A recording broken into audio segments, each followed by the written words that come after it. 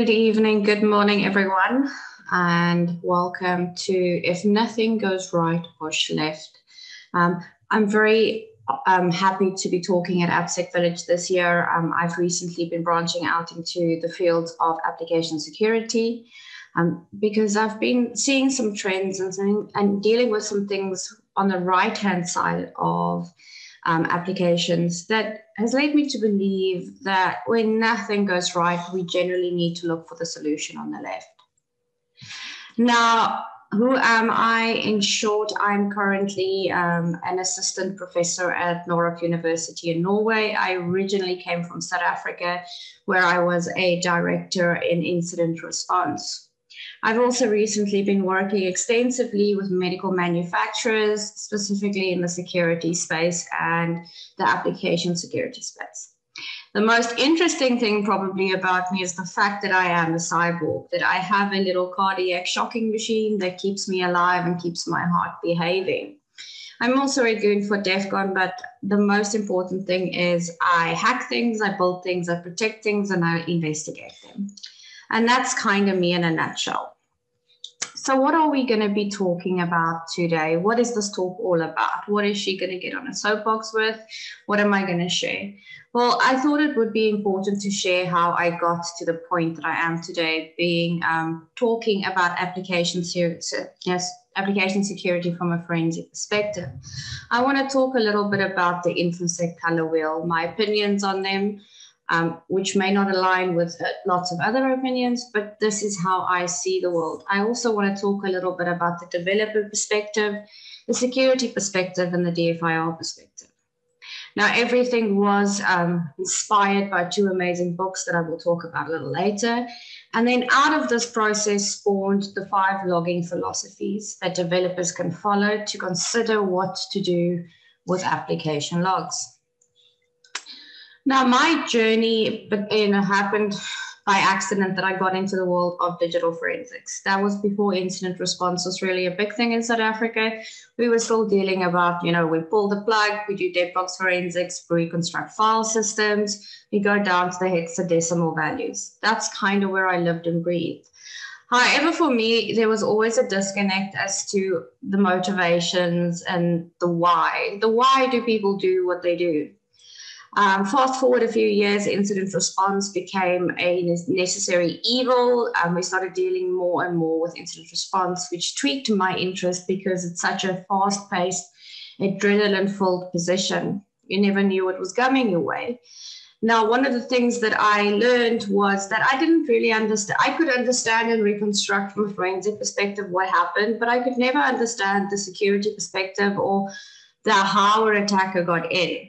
What I did is I started learning more about red teaming. That was the first place that I went. And I was like, well, I want to understand more about the attacker mindset. I wanted to understand how they thought, how they view things. I wanted to understand what steps they take when hacking an application or a device. Now, once I had that, it surely had an effect on my incident response. I was now able to anticipate where my evidence would be. Again, I fell short on, well, what recommendations do I offer? Now, take into account, this was a very siloed industry right in the beginning. You didn't do digital forensics, incident response, and security. However, as things progressed and shifted, we saw that we needed a more blue perspective, a security perspective. We needed to understand how to keep them off, how to isolate them, how to keep them out. Now, understanding how the attacker thinks, what evidence is generated, it was fairly easy for me to slip into security. When I say easy, I mean it's not impossible. It was hard work on my part, but I started to learn what controls can be used to keep a system from being broken into. Now, once this was done, I realized, well, now I know how attackers get in, so that I can anticipate evidence. I know what remediation actions I can take that wouldn't affect any of the evidence that has been created. And I thought I was done at this point. Well, big surprise, I realized, well, hey, there's a reason that I don't quite understand some of the artifacts that are created. Now, if you're in digital forensics, you'll know that a lot of reverse engineering is done on our part to understand how operating systems work when they have been updated? Well, I did exactly the same. I started learning more about application development, building, and how software are put together, trying to understand the building blocks that I am set to attack, to defend, and to investigate. So that was kind of what led me to where I am today. Now, the color wheel for this talk, and this is just to kind of frame where I'm going with this conversation, is that red is our attacker. But what's important to understand about red is they only have to win once. They only have to climb through a single window or break down a single barrier for them to win.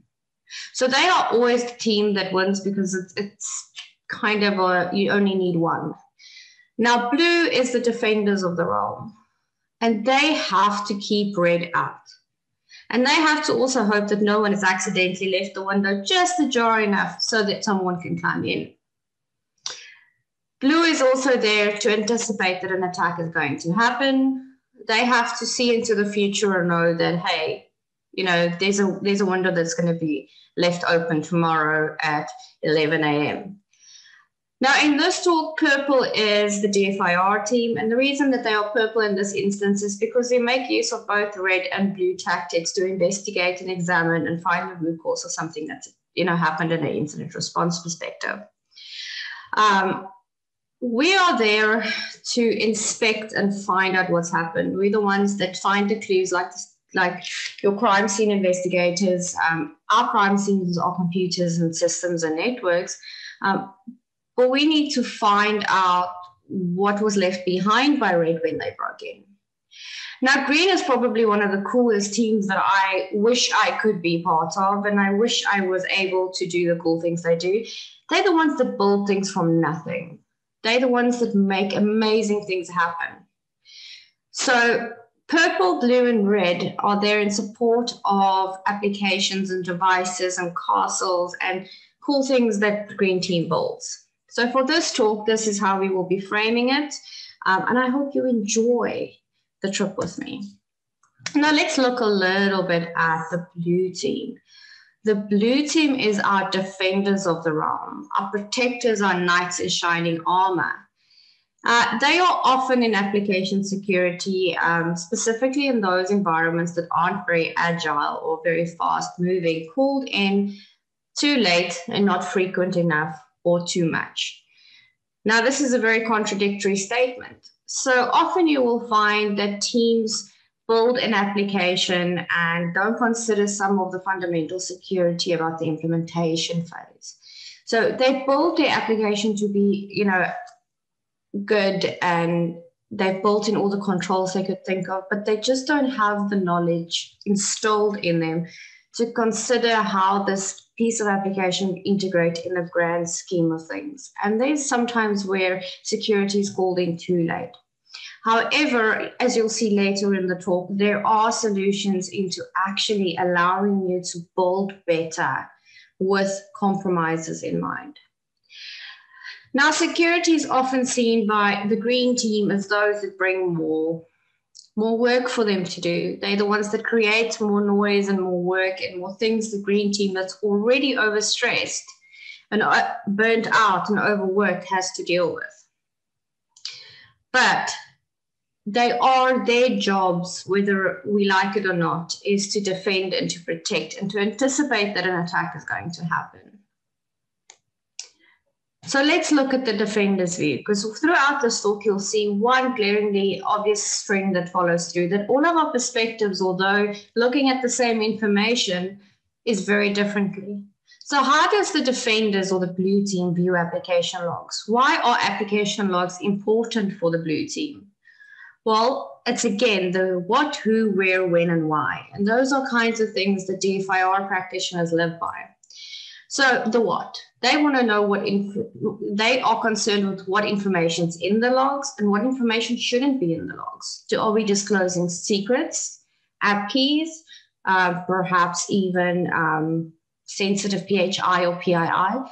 They are concerned with the content that should not be there. So the who. They want to have auditability. Now, auditability in the security sense, or having an audit trail in the security sense, is not exactly the same as having it in other industries. That it's not about an audit where you check a list. Auditability for the blue team is, can I see who's accessed something? Can I see a log on, a log off? Can I see session management? Can I see the workflow in terms of how users access the system? So for them, they want to be able to have a security audit trail. Now, this is also where a lot of applications fall flat, because we do note that there's been successful logons, but not always the failed logons are actually recorded in the application logs. They are crucial for Blue's ability to actually see into the future that there's potentially mischief on the network. And that's only one of the instances when it comes to the who that is important. It is successful logons versus unsuccessful logons, as well as where a user has potentially escalated their privileges or access.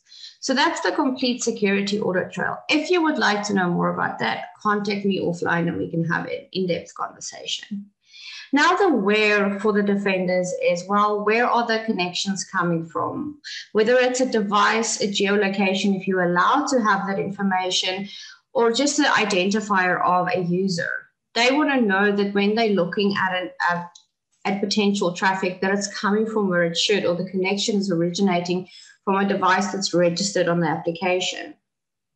Now the when. They are concerned with a date and timestamp because it gives them an idea of when something took place. Now, it's much the same across the board. It's just the reasoning behind the when. We all want to know and do timeline analysis, but the perspective from a blue teamer is we want to be able to identify trends on certain days. Now, the why. Security wants to understand why someone was able to access and authorize. And I also want to know why things have changed, because we want to be able to track the workflow from a security perspective, that everything is processing as it should, connecting as it should, and people only have access to what they should. And if that change, there should be a log that tells us about it. Now the red team, our attackers are dragons, the one that stomped down the castle walls. They are also the team that always wins. Sad but true, the red team will always get in. Now, they only have to find a single window that's left open, a single door that's unlocked, or a vulnerability, or they might just literally brute force their way in. I've seen pen tests where people would take down the financial database while they're breaking in somewhere else. So create noise in one area of the castle and attack it in another side. It's kind of the same in real life as all when you look at war tactics. So they are also our chaos card. They kind of the grenade that's thrown into a room and explodes with glitter, and everyone's covered in glitter because everyone's going to get affected by this fallout. When an attacker breaches your application and accesses a system within an information that's stored, there's many things that happen in the fallout, and often the blue team's blamed because they didn't defend against the best of all. The fingers pointed towards, the purple team that, wasn't able to reconstruct the event. And then lastly, the finger gets pointed at our builders and saying, but you should have built it better. But my question is, we always say you should have built it better, but does your green team have the education, the knowledge, and the tools to build it better? And by tools, I mean thinking processes. I don't mean some snazzy tool that you've bought that does application security for you, that looks at code. I'm talking about the human element in your team. Now, the red team, if there's a weakness or there's a vulnerability, they will find it and they will exploit it. It's their jobs. They are meant to attack. They are meant to find their way in. Now, they also find application logs super useful, but their perspective on them are vastly different. So they want to know what information is in your logs. And as someone that does that has done some hacking, specifically in the medical device manufacturing field, that is one of the places where, once we've reverse engineered and gained access to, where we go look for information to learn more about your application. Now, the what. So the what is, what information can I possibly gain that is recorded within the logs? So red teamers are very good at doing log analysis because they want to know exactly how your workflow works. They want to know exactly what information it holds, how it connects, how it communicates, how the user IDs look. They also want to see if there's potentially any print bodies that contain information, which is often where sensitive data disclosure happens within the application level logs, is when we just dump data out and we're not aware and fully cognizant of the fact that there is an JWT token in there, there's potentially app keys and secrets. So your print bodies are one of those areas that you need to be very careful with the information you record. Even if you think that it is innocent and there's nothing that can be used, that piece of evidence could be the one puzzle piece that a red teamer needs to compromise the application further. Now, the where. They want to know where it connects to, how it communicates, and where it goes. So what the workflow is for sending data, receiving updates and things like that. So it's again, as you saw with the blue team, it's very different where is we want to know from blue team, where is it coming from? Red wants to know where is it going. Now the why. They want to know what sensitive information they could potentially use to exploit the business. Now this is not your internal red team potentially, but a malicious actor or an insider threat that can use this information to blackmail an organization. Reputational damage when it comes to incident response, it's still very much a shaming game, which is something I do not agree with. We should be creating an environment where people feel safe to disclose that they have suffered a compromise. It's not so much about the fact that you have been compromised. I mean, that's nothing new. We've all been hacked. We've all, even though might not want to admit it, we've all suffered at the hands of cyber criminals. It's about how you recover and how you handle the fallout. That's the real important thing, and I think that's not celebrated enough. Now, the when, they want to know if they can hide information from you. They want to know if they can manipulate the logs and clear it or erase it. Now, one of the things that I found that, application logs often don't have is we don't make sure that we can't do things like log injection attacks, or, we can, if we have access to a local device, is there a potential ability for us to manipulate the logs, clear it, tamper with the evidence, the information, and overall the log content integrity. So Windows does, for instance, not many things right, but what it does do right is the security event log. It's quite an awesome thing for a forensic hacker to pull through, as it contains a lot of information, specifically around when log messages are deleted or changed or tampered with. It's got a fail-safe that is built in. Now, I always say to the building teams that I work with that you need to consider your logs as a source of evidence. You need to consider your logs need to have forensic integrity. Your logs we need to validate that they haven't been tampered with and that the information we're receiving is information we generated and not that an attacker generated. Now, green team, our builders and our creators, our awesome team. This team is responsible for building the applications or the systems that we protect and attack. But this team is often under immense pressure, both for time and to perform. When it comes to finalizing a release, there's always stress. There's always pressure that's on the team. So they are the team that potentially is the one that is suffering the most. Their focus is on delivering the product for the client in a timely manner. Their focus is getting the product out. It's building something that the client wants and sending it on its way. This is also the team that outnumbers every other team. And we'll look at the numbers a little later. Now, builders or developers also love their logs. Well, the hope is they do, because if they don't, then we have a really big problem. I recently did a survey, which I will send out again, about how much enjoyment do you get from looking at your logs. Now, I love looking at logs because I feel that they are the secret windows into how an application works. Now, Green Team builds the logs, and I always say application logs are built by developers for developers. And they also look at it from the what, when, why, who, and where. Now, the what has happened? Can I tell that my application is actually functioning correctly? Can I tell that it's not? Am I able to debug it? Am I able to solve field investigations? That's kind of the what. The when. Well, can I determine when an event has taken place, especially when I have to debug it, especially when I have to do field investigations? The why. Well, I want to know as a developer, is my application functioning? If not, why is it not functioning? If anything's changed into an unfavorable state, I would want to be able to know that it's done that. The who, well, we need to identify the user that the information is coming from, or the system that it's coming from, or even the component that's generating it. One of the things I always say to teams is when you are creating your application logs, a good way for you to be able to do analytics is to have a category field within your events.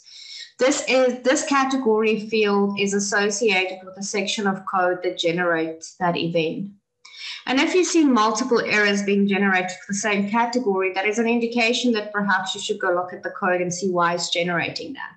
Logs can be immensely powerful, both from all the perspectives if they are built in a manner that builds in the information. We've also been able with the category fields to identify when components are breaking or when sections of code is functioning correctly or optimally functioning. It also helps in terms of incident response when we see a certain component be more noisy in a certain amount of time than previously. It also helps us to baseline what is normal behavior and what is not.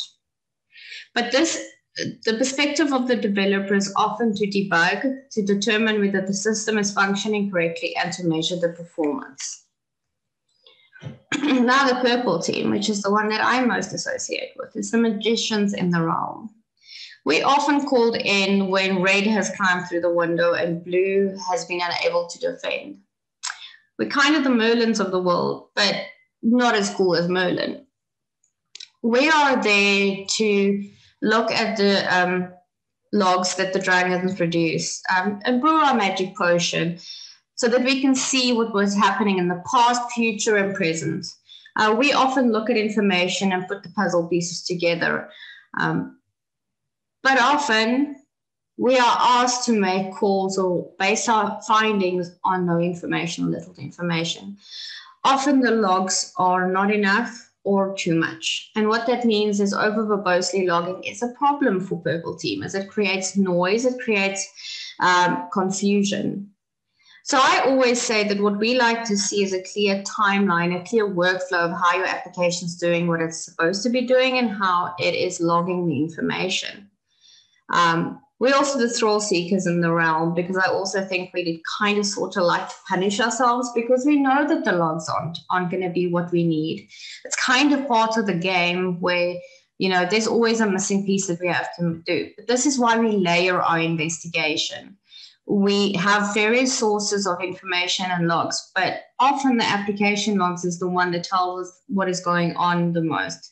So if your logs are built with the purpose of reconstructing events or workflows and clean and not overly verbose, it makes the jobs of Purple Teamers so much easier. Now, we also love logs. We're probably the people in the realm that loves the logs the most. I mean, I kind of would do it like 24 hours a day. I would look at logs and profile people. We're also able to look at the logs and tell, you know, whether or not the team's organized that's produced the logs. There is a saying, I have a saying, clean code produces clean logs. When code quality is good, our log quality is good because logs are a byproduct of code that's generating the events. Now, the DFIR perspective of an application logs is we also want to know the who, when, why, what, and where. It's slightly different than the rest of the teams. We again want to be able to identify authorization that's taken place, access that's been granted, as well as session management that's been done. We want to be able to reconstruct who accessed the application at a certain point of time. It's all around the timeline of either something that's happened that needs digital forensics to come in, or an ongoing active breach. Now, the when is very important. When you are creating applications with many moving components to generate the timestamps and various logs, it's important to consider that you have a universal timestamp. This means that it is best to stick to a single date and timestamp format, as well as to stick to perhaps considering whether you're going to log UTC versus local time on the device. But also know that sometimes the device has an additional log that you might want to ingest that is now in local system time, and the rest of your logs are in UTC. Time zones are tricky, even for the best of DFIR practitioners. Doing time zone translations on a global national is very hard. So it's always good. It's good practice to stick to a standardized date and timestamp across an organization, not just across a certain application. Specifically, if you have a security operations center that is going to be ingesting these logs, you need to make sure that your logs are standardized. You need to set a structure, a format, an approach for your logs across your whole organization. Now, the why, we want to know what has gone wrong in your workflow that has caused the attackers to gain access to the network. Or we want to know if something's changed, why it's changed. When something changed from a favorable way of working or the normal behavior to abnormal, we kind of want to be able to tell from the logs why this has occurred. Then again, the what steps were taken, what was accessed, is what we want to know, because we're all about reconstructing what has taken place, or potentially where an attacker is going to. And that's all done by using kind of profiling the data and profiling the attacker through the steps that they take. Now, we also want to know the where. Can we identify whether the attacker has managed to gain access to other services or systems? Did he pivot? Can we determine where it originates from? And I don't mean not to an IP address. It's more just, identify a device that's potentially connecting in that shouldn't be connecting in. Attribution is often hard. The where is often hard. It's not an easy thing just to, like CSI makes it look, that we press a couple of buttons and the hacker is sitting behind his computer and we're able to find him. Often the focus is for us on the who, when, why, and what. The where is very hard to do attribution to a person, but we do try and do attribution to a computer or to a device or to a user account. Now, when you put all these colors together, all these ways of thinking, this is kind of a roadmap that we need developers or the green team to have. We need them to understand how the attacker thinks. We need them to understand how the dragon is going to attack. It's important also to know that your green teamers are your best penetration testers. Green team makes up for some of the best red teamers because they understand the code that they've built. They know where they're potentially vulnerable. It's just about considering that going through a process before you actually put your hands on a keyboard and write the code is to consider, well, what do I not want to have happen? What kind of attacks do I want to build, build the capacity against? A good thing to run or a good thing to have your green team do is play a game called Cornucopia. It's something that I think is so good because it's threat modeling from a developer's perspective. It's an inverted stride. It's an OWASP project. I will put the link in the chat for you guys to find. It is really an awesome way to think like a red teamer to build better. But we also need, now that we have our green team understanding how they will attack the application or, the code, they are able to actually produce better code that perhaps avoids that attack being able to be carried out. But we also need them to think like the blue team thinks. We need them to anticipate moves that are going to be made and building the controls that either tells us that it's going to happen or that protects it from having to happen. So if a developer or your green team thinks like an attacker and they're able to defend against the attacks they created, we're already, applying security principles before we've even designed any code. But we also need them to think like the magicians. Consider from a forensic perspective, what information do you need to generate specifically around potentially the vulnerabilities or weaknesses you've identified? Because then we're starting to do a layered approach. We know where we're weak. We have built-in controls to defend against it, but we've also built in actionable information that tells us that something's busy occurring or something that has occurred. So again, the future, past, and present is important. Now, once I identified that this is kind of where I wanted to go, I realized that I didn't quite understand how software development worked at an enterprise or organizational level. So I got recommended 2 books by friends and said to read them and see if I understand the world more. And absolutely, these books by Gene Kim is probably what is the foundational information that I've worked on for the last year, building into my standardization of application logging, that I want to build better logs in applications. I want to build the logs that I need for future breaches. I want to build the information that is needed in.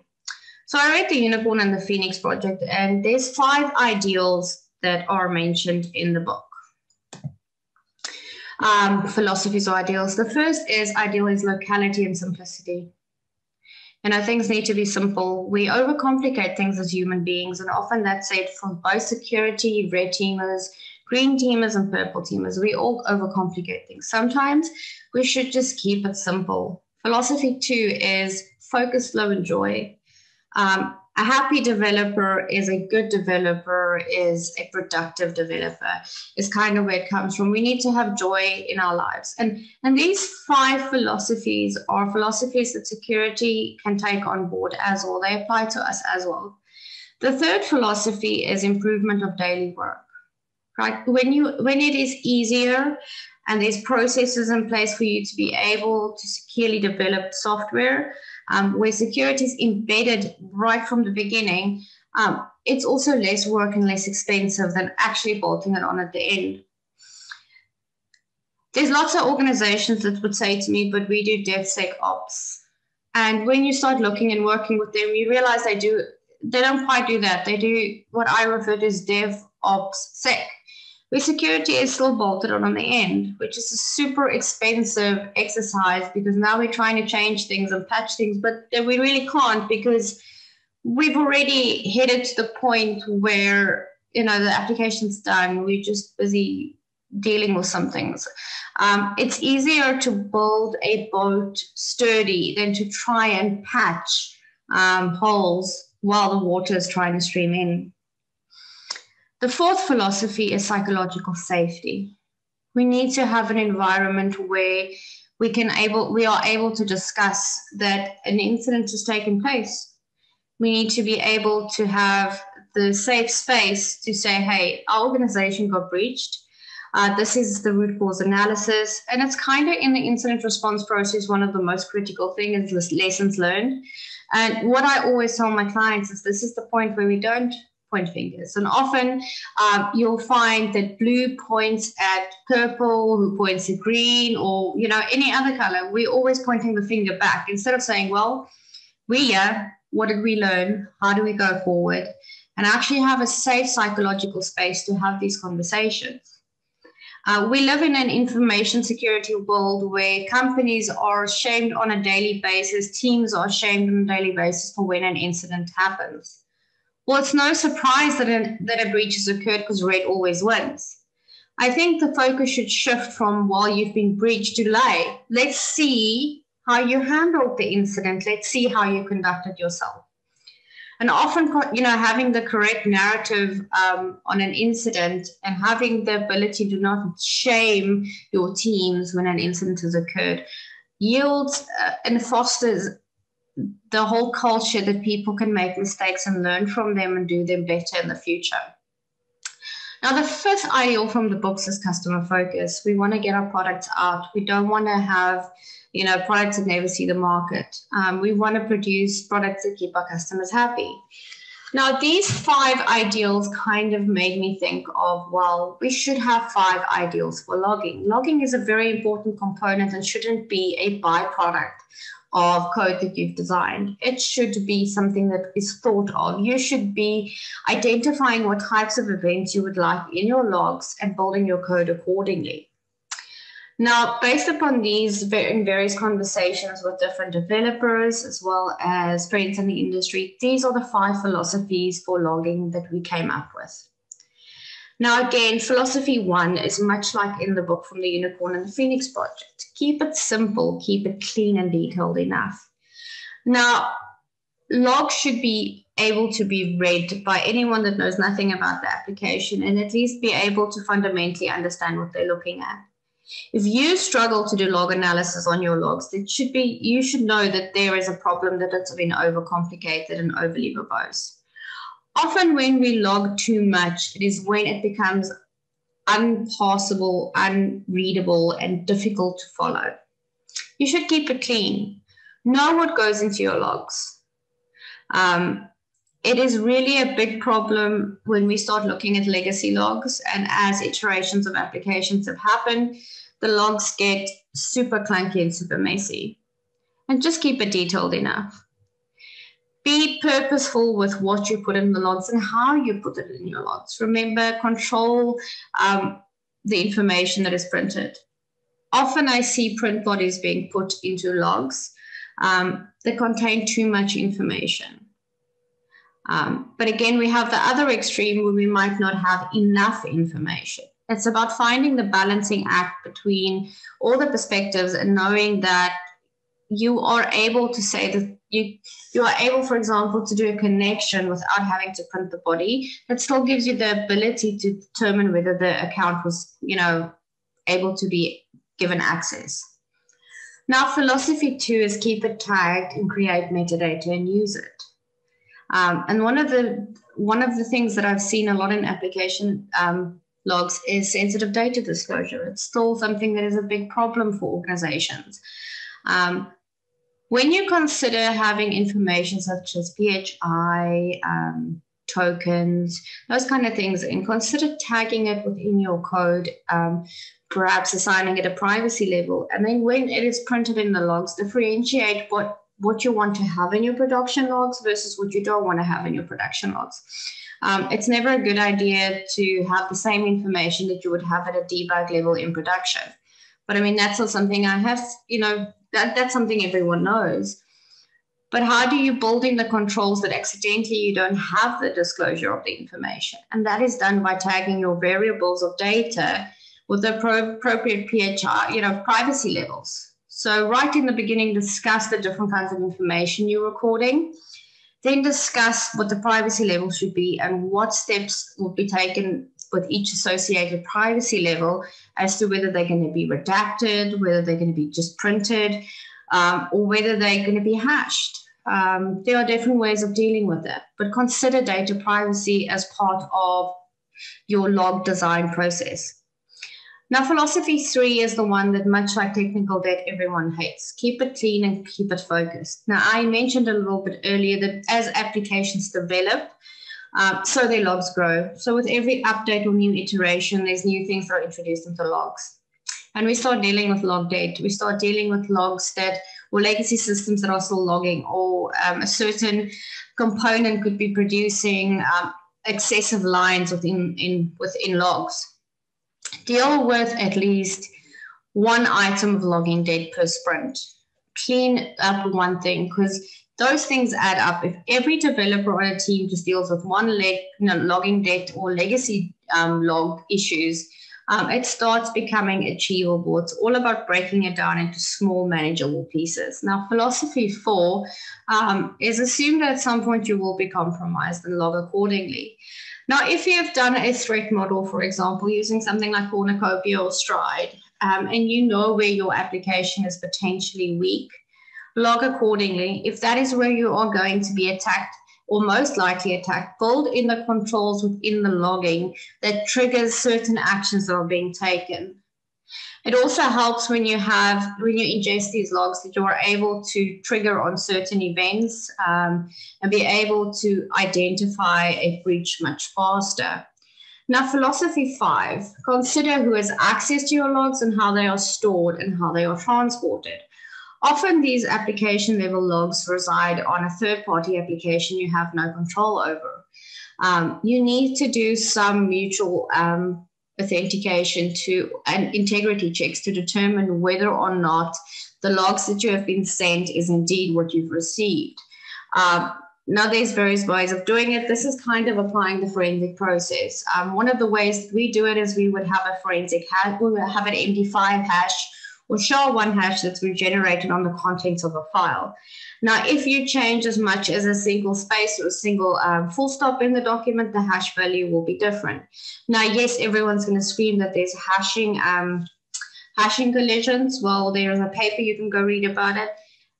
Even though that is possible and can happen, hashing is still a very good way to do integrity checks on contents of logs or forensic images for that purposes, because the content still needs to be readable and ingestible and possible and make sense. And when you are generating a collision, often the data contained within would not make sense or fit the format of a log. So it's important to do those kinds of forensic checks to just validate the integrity of the logs. In the end of the day, when a breach occurs, your logs are one of the sources of evidence we look. And if there's no integrity to them or we can't verify that they are correct, how can you do your incident response and say that the logs were not tampered with? So this is important, that you need to protect it at rest. You need to protect the contents. You need to protect how it's sent. So consider these things when you start designing your logs, that you can build in the additional features for it able to be done in a very forensically sound manner.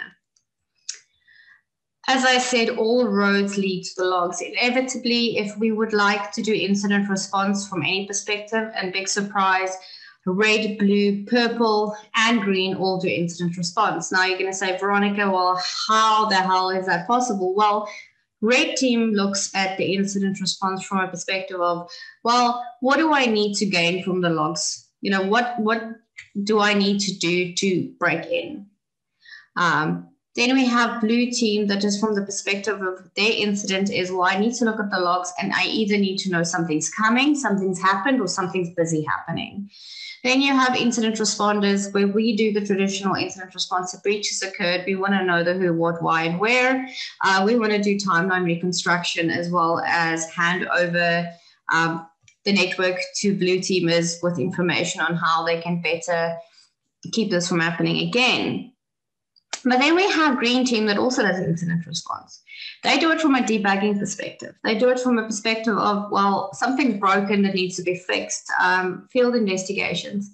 So all the roads lead to the logs. Logs are super important, and they should be given the consideration that any other feature is given on a application. In fact, I firmly believe that logging should be a feature within application development that is considered prior to building the application itself. Now, Uncle Bob, that has been a big inspiration to me in terms of how he talks about the profession of being a developer and how code should be. He said, be kind to your future self. When you go back and you have to go read your code after a year because something's gone wrong, it is often very hard to context shift back to that. That is similar for forensicators or DFIR practitioners. So be kind to your future forensicator when creating your logs. Often we have to go back with them, often too late, not soon enough, and we have to reconstruct an event that's taken place.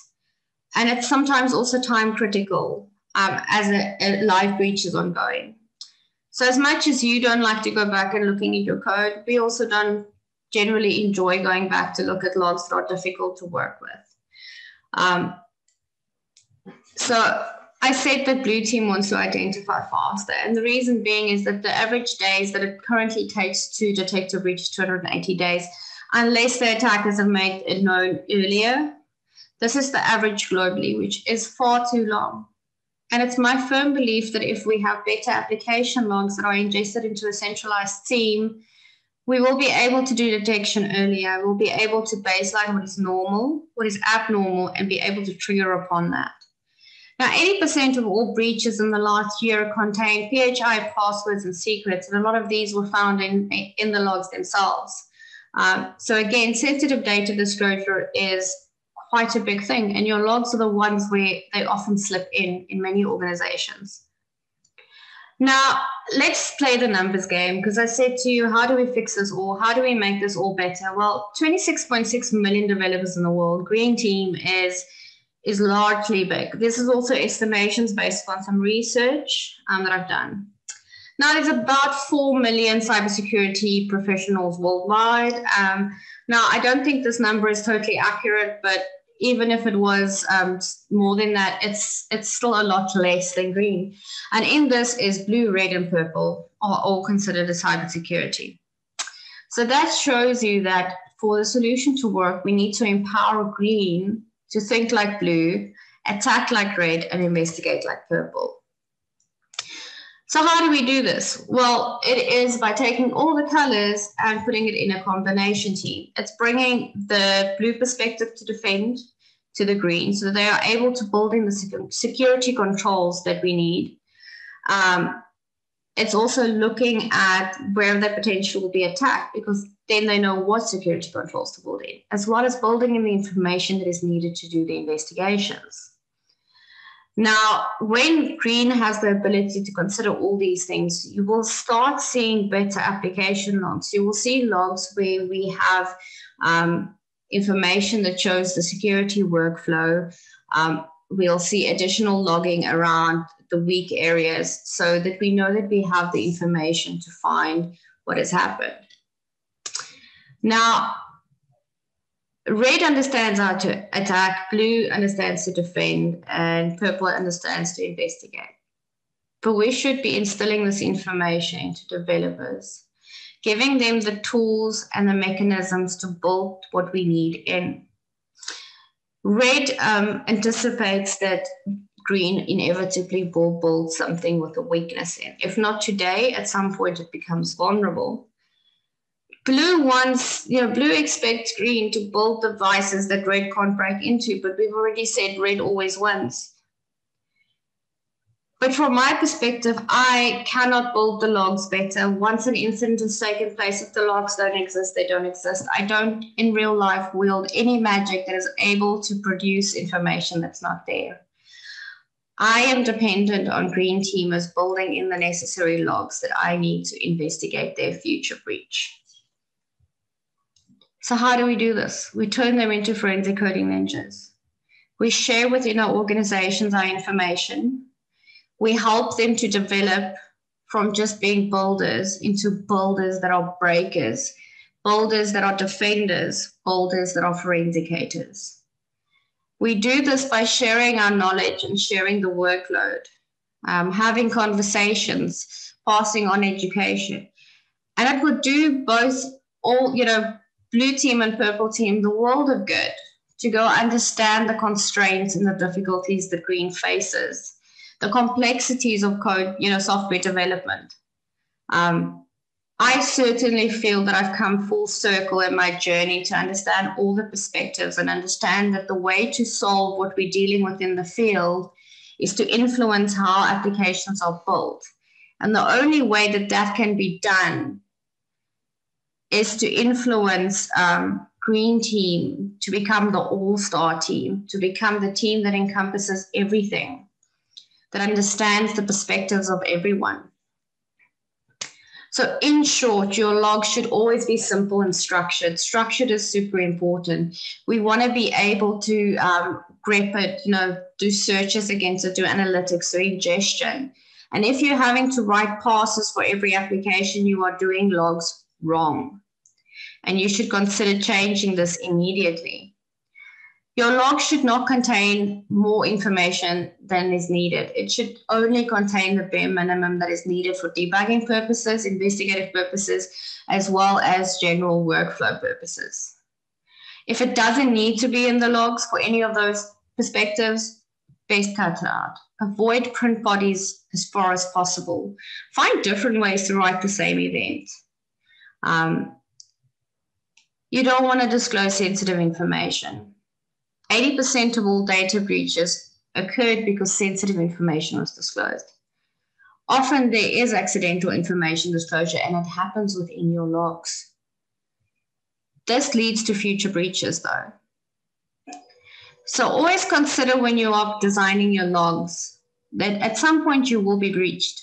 It's not a question of if, it's a question of when and whether or not you can determine that it's happened based upon your logs. Whether you will know that it's happened unless the attacker tells you. All roads lead to the logs.